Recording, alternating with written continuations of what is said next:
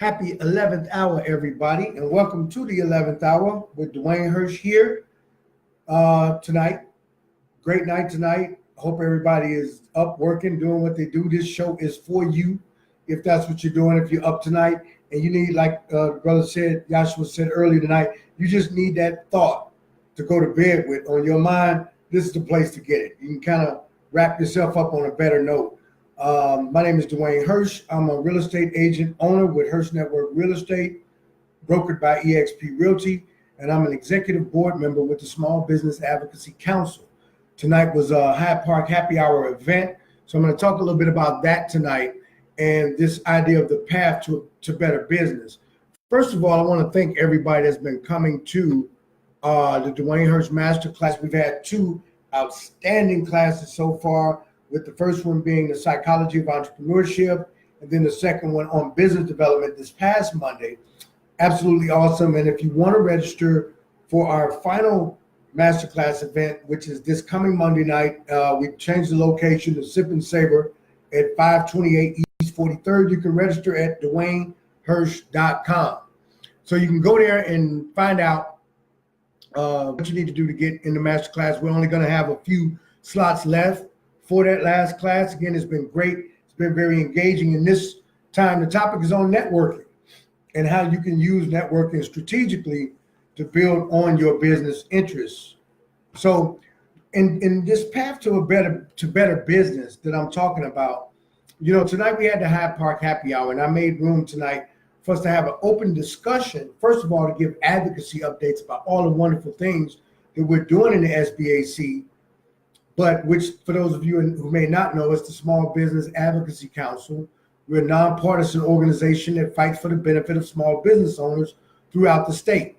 But one thing that a lot of people and maybe don't think about so much is that the things that we've passed into law, like the LLC filing fee bill, equity crowdfunding bill, the recent, change to the Liquor Control Act of 1934, the Small Business Impact Report Act, those things, almost none of those came from legislators. They came from members of our policy committee. One came from Amara Enya. They come from other places. They come from chambers of commerce. They come from coalition partners, but they don't really come from your legislators. And so while we put the onus on our legislators to build and create economic development opportunities for us, you have to understand realistically, and this is no knock to any of our aldermanic or state representative politicians, it's just that they're not always business people. They don't always get, particularly not from a visionary standpoint, as if they can see into the visionary mode that would make them see the benefit of creating or placing a law for your benefit. Just like your business is built to solve a problem, our advocacy work is built to do the same thing. And it usually starts with a problem that one of our members, policy members, or someone has that makes you realize, hey, the law for this is messed up and I really need to turn it around. Sometimes the laws that are in place got in place that way because somebody saw the ability to leverage political advocacy to benefit their own business interests. And sometimes that was done with individuals, whether you were talking about timber barons like William Randolph, people like that, in especially in I guess what you would call the Industrial Revolution time, when businessmen started to really take a foothold inside politics. But now what we have is we have an advocacy arm that lobbies, but this is not a money thing. We're not donating money to candidates. We don't endorse candidates. We come down a straight line, meritorious pathway toward making legislation that matters to all of us. The Liquor Control Act bill that was changed, what a lot of you don't know yet until you really study the bill and study the law, is that it benefits the South Side and West Side of Chicago more than anybody. So if you got the capacity to build businesses there that benefit from that and start to create these entertainment districts and things like that, hey, the opportunity is there now. We've removed a major impediment to that, done on a nonpartisan level through meritorious acts of advocacy. So tonight, at the event I talked about, and we had a reasonably small crowd, but the conversation we had tonight was so strong and such a quality conversation. So think about it this way. The SBAC is saying now, if you come in and you become a member, you become a part of the policy committee, we're going to tell you in advance what the pathway is to legislation. So if you got an idea that you think should be formulated or crafted into an act of legislation that serves as a law, not a program. Shout out Mike Saunders, who taught me a long time ago the difference between the two. You don't want to create programs that become subject to the life cycle of a politician in office. It's subject to 4-year review, 2-year review, or whatever that is. You want a law that's on the books that somebody has to come in and repeal or change it and create a whole new act in order to move that out. And so your fortunes are not always carried just by, say this act of benevolence of a politician or a group of people at a time, and they created a program that is a fleeting thing. That changes with budgets every year. That's subject to, all types of political variables that, laws are not quite as subject to. The thing that comes when the laws get passed is that you have to be active enough and proactive enough to see it, extract the benefit from it, and then act on it in a way that'll bring the benefit to your community. So here's a questionnaire. It says, now this is if you are looking to create a law that we could maybe get behind and go after. Number one, state the problem or the issue that needs to be addressed and explain it in as much detail as possible. You would be surprised. So even if you saw the surface benefit, the LLC filing fees all got reduced. When you get down into the details of all of the impacts and effects of that, that's a pretty detailed issue. So if you got something like that in mind, you want to be as detailed as possible so that all of the potential variables and impacts can be flushed out early in that process, and so that they can maybe be mediated out through the language of the bill that eventually gets written. So how does the issue impact small business or your business in particular? So is this something that affects everybody negatively? Is it just you as a business owner, or maybe your industry category that's affected? That can be huge as well, because now you got different groups outside of that that'll help to get behind that. So if you outline a proposed solution to the issue or an approach to addressing the problem, that gives everybody an idea of kind of where you're coming from, because you want it to be understood as to the impact and the effect that you want it to have. You cannot write something and expect other people to figure out what your needs are. So it has to be clearly spelled out. Is it a direct legislative fix? Maybe it could be a regulatory fix to it. You want to be able to flush that out. Now, and what other groups can be affected by that? What chambers of commerce will get behind you? We have a lot of coalition partners in the SBAC that we work with. So anytime you see us put one of these bills down, it's not just me and the other 8 members of the executive committee doing that, and not even just us going down on the Springfield trips. These are groups and coalitions of chambers of commerce from throughout the land that, that share our common interest for the benefit of small business everywhere. So who would support it, right? So if you're a person that lives in the West Loop, that near Northwest Loop area, maybe if it's a city issue, Walter Burnett might get behind you if that's his area you're in. The state representative from that area, if you're over in Bronzeville and you got something solid, I'd like to think that Pat Dowd would support that. She's been very proactive. Sophia King also very active down here in letting people do the things they need to do when your stuff is in order. And just this simple list, who would oppose the issue? Think through this, right? Because a lot of times the things you think, oh, this is easy, this makes sense for everybody, you don't get support from where you think you do when you go to Springfield or you go to City Hall and start talking to people about that. What's common sense to you as a business owner is not necessarily the same on the state level. Other people are impacted, other constituencies, other aldermen, other officials on whatever level. And so that's why you have to really think through, not just the bill, but the impacts of it. I did an hour and a half straight of talking at the Hyde Park Happy Hour tonight. I am a little dry, but glad I got a little bit of that Appalachian shout out Sly Townsend on that. So building better business, in my mind, starts with an engaged business community that works towards its common interests together.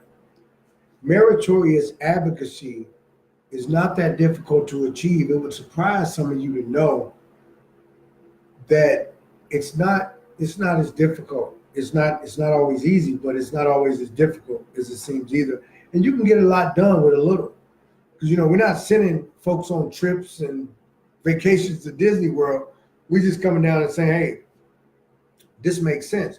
When you're talking about the Liquor Control Act of 1934, you're talking about a law that's 80-something years old, and it's still on the books. It makes sense to get rid of that. On the city level, A-frame signs, the fact that those A-frame signs that you see for the sandwich shops and stuff on the corner, those are actually illegal. Right? They're illegal. Believe it or not, you see them, but if you catch a cop on a bad day or a city official that's got an axe to grind, you'll get a $500 ticket for that. So those are things that are, we need to change. We need to look at what the laws are and look at changing them from the perspective of what problems they solve for your business and for business as a whole. And then there's a process to which, if these things all check out and they all make sense, there's a process by which we'll go through in the SBAC to see if that's something that's plausible and that can be brought up. For as much legislation as we've passed, you've had a multiplicity of more ideas that have come through that line. You had a ton of ideas that have come through that line that don't really make it, or maybe there'll be a better legislation for another day. Some of those things are still stuck in little committees and different things like that. So last April, when we went to Springfield for a lobby day, we were promoting, and I need to get an update on this bill. It was a small business job creation tax credit, where as a business owner, you get $1,500 if you create a job that was sustainable for a year. So seemed to make sense, right? Both sides should support that. Didn't go that way though. So one side said, hey, we love that idea, think it's great. The idea, they saw it this way. So if you have people that are unemployed, those are people who the state loses revenue because they're not paying into the state tax system. So just like it is in real estate, you want to get them back into becoming state tax paying citizens, the same way the city and the county should want you to make money so you can pay more taxes on the things that you buy. Just makes sense, right? But one side sees that as let's say a delayed surplus, meaning that you won't start collecting those taxes until a tax level exceed the 1,500, and now you're collecting. That's a deferred gain, right? So the other side sees it as a loss.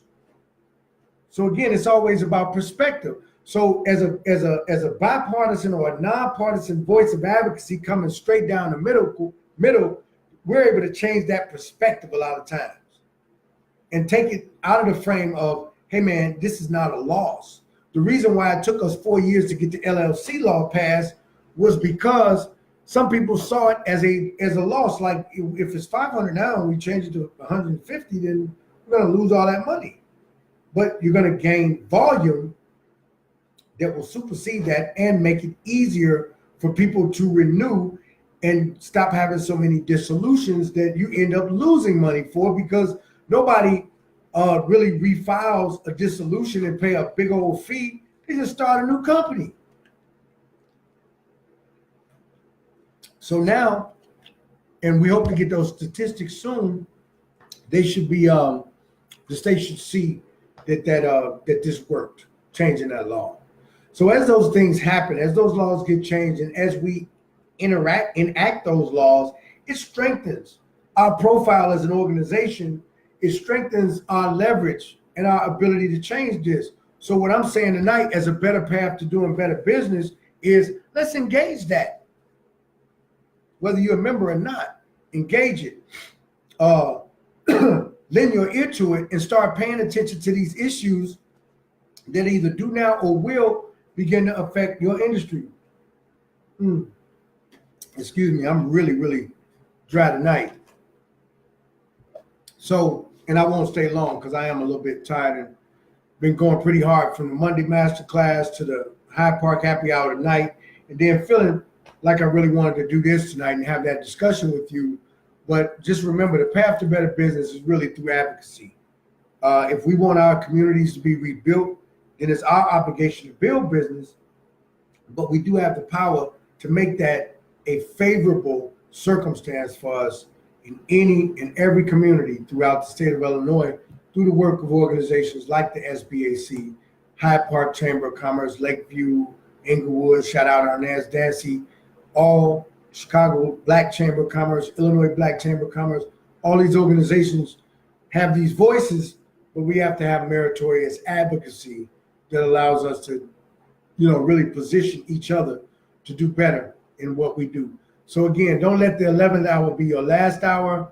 Stay up, keep working, keep these thoughts on your mind about advocacy in this work, because it's very, very important, because it helps you to also look into the future of the business that you're in and see how the current law, some of these laws now that are on the books are not going to be relevant 5-10 years from now with automation and all these other advancements. So stay above the fray and stay thinking forward and on the front of the information. And on that note, have a great night. Peace.